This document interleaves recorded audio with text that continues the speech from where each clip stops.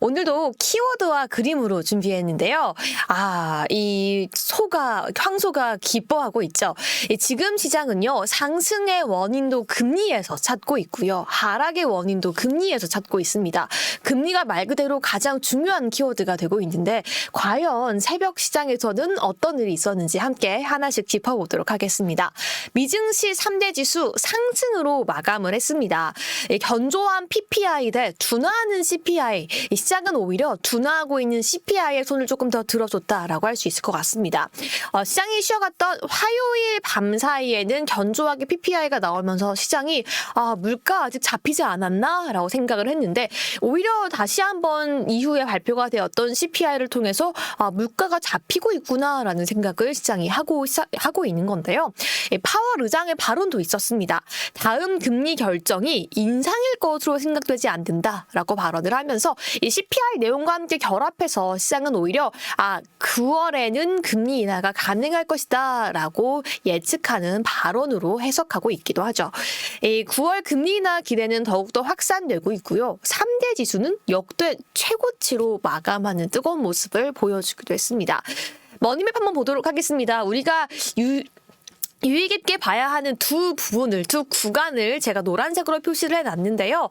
일단은 테슬라와 아마존을 제외한 이 M7은 전반적으로 초록불로 상승 마감을 했고요. 그 안에서도 반도체 섹터가 가장 빛나고 가장 큰 폭으로 상승하는 모습 볼 수가 있습니다. 엔비디아를 필두로 주요 반도체 기업들 크게 상승을 했고요. 하지만 아마존과 테슬라 그리고 그 외에 전기차 섹터들은 오히려 강하지 못한 모습을 보였습니다. 과연 어떤 이슈가 있었는지 하나씩 살펴보도록 하시죠.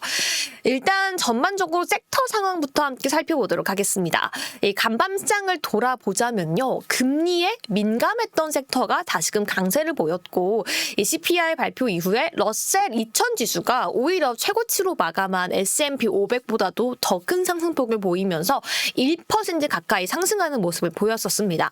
어떤 섹터가 가장 많이 올랐을까요? 기술 반도체 섹터가 가장 많이 올랐고요. 그 다음엔 부동산, 유틸리티, 헬스케어 순으로 상승하는 모습도 포착되고 있었습니다. 이슈로 함께 넘어가 보도록 하시죠. 6개월 만에 미국의 4월 CPI는 냉각된 모습을 보였습니다. 이 CPI에 의해서 금리 인하 기대감은 다시 한번 살아나는 모습인데요. CPI 이슈 한번 짚어보도록 하겠습니다. PPI 발표가 난 이후에 시장에서는 오히려 인플레이션 반등세를 우려하기도 했습니다. 하지만 CPI 둔화세, 미국 3대 지수뿐만 아니라 유럽 증시까지 일제히 사상 최고치를 기록했습니다. 특히나 10년물 국채 수익률이 급락하면서 4.35%까지 내려온 데에도 시장이 큰 의미를 부여하고 있죠. 조금 더 내용을 들여다보자면요. 소비자 물가 지수 함께 살펴본다라면 예상치에 거의 부합하거나 또는 예상치 대비해서 이전치 대비해서 하락하는 모습 보였고요. 여기에 더해서 소매 판매 역시 둔화되는 모습 함께 나와줬습니다. 옆으로 함께 넘어가 보도록 할게요. 사실 금리 인하 기대가 조금 꺾이는 모습 보이면서 미국에서는 대기 자금이 사상 최고치를 경신하기도 했습니다. 하지만 이렇게 CPI 소비자 물가 지수까지 시장에서 부합하고 둔화되는 모습을 다시 한번 보여주면서 길을 잃었던 증시 대기 자금이 CPI에서 해답을 얻고 다시 한번 시장 상승 랠리에 기름을 부어줄 수 있지 않을까라는 기대감까지 함께 더해지고 있습니다. 지금까지 MMF 설정액이 208조가 넘게 쌓여 있고요. 그리고 종합자산관리계좌 CMA에 몰린 자금은 84조가 넘습니다. 합해서 지금 300조 가까이 되는 금액이 과연 증시로 CPI 결과로 인해서 쏟아져 들어올 수 있을지 시장이 지금 굉장히 관심을 가지고 있는데, 한편 카시카리 연은 총재는 간밤 사이에 또다시 발언을 이어갔습니다. 이 for a while longer, 정책 금리를 더 오래 동결해야 한다. 인상까지는 아니더라도 지금 너무 빨리 인하를 시작하는 건 이르지 않나라는 이야기를 했지만, 오히려 시장이 이번에는 카시카리 연은 총재의 발언에 그렇게 귀를 기울이진 않는 시장이었습니다.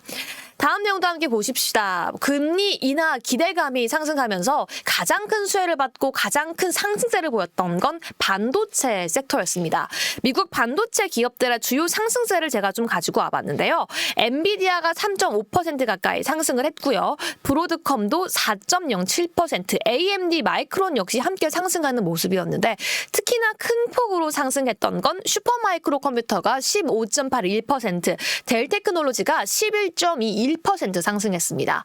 엔비디아는 곧 실적 발표를 앞두고 있는데 시장에서는 실적 발표에 대한 낙관적인 전망들이 속속히 드러나면서 상승세를 주도하는 모습이었고요.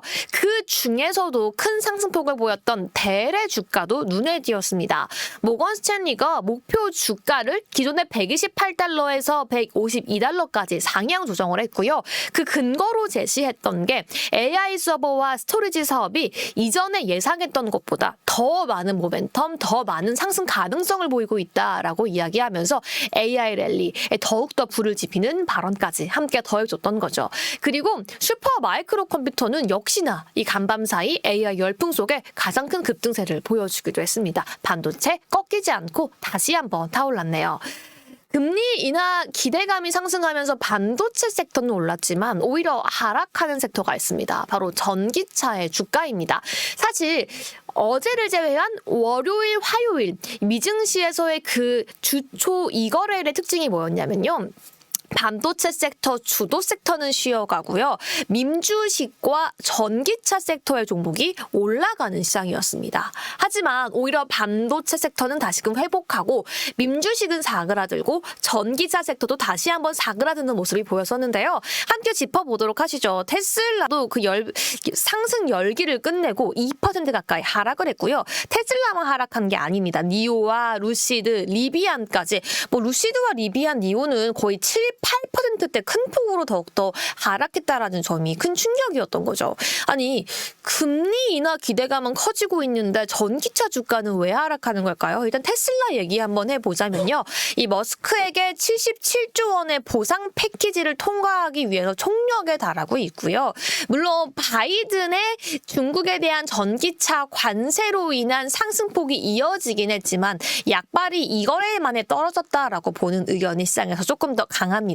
여기에 더해서 테슬라에 대한 이 디디직거리는 잡음은 끊임없이 나오고 있는데요. 이 캘리포니아주에서 테슬라에게 소송을 걸었다라고 합니다. 이 테슬라 등 전기차 공장에서 나오는 대기 오염 물질이 너무 대량 배출된다라고 발언을 하기도 했고요.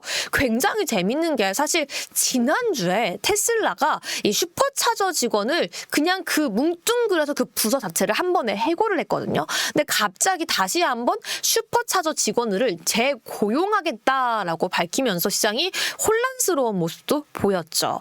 이 니오 같은 경우에는 오히려 악재보다는 이 JP모건에서 그동안 이 중립으로 목표 주가도 상향하는 모습을 보였고요. 여기에 더해서 테슬라의 모델 Y보다도 더 저렴한 자동차를 출시하겠다라고 밝히는 내용도 있었지만 전기차 섹터가 전반적으로 하락하면서 니오 역시 함께 끌어내려주는 모습이었고요.